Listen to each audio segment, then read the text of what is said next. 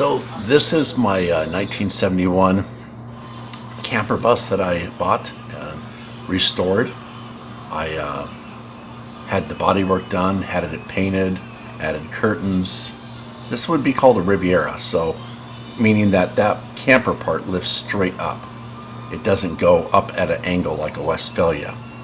We put surf rugs in it. We put little, ice chests and suitcases and little things like that. We put some Hawaiian seat covers on it, surf magazines inside. Just kind of surfed it out. But it had a really nice look to it as it went down the road. And it came a long way from the way I bought it. Put new hubcaps on it, cleaned up the motor. So it really looked nice. In this next picture, we'll see how the roof goes. See how the roof goes straight up? But at least you could stand up in it. So when you're camping, that makes it really nice. So we took it camping down in Newport Beach, and picture a campground with a lot of really expensive RVs and campers.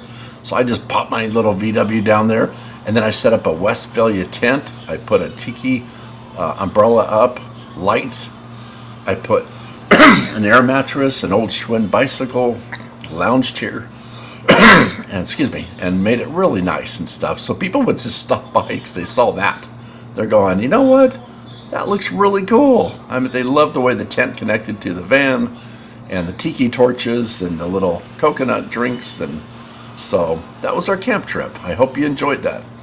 A little bit of extra footage right here in the very end, and that's our video. Go camping.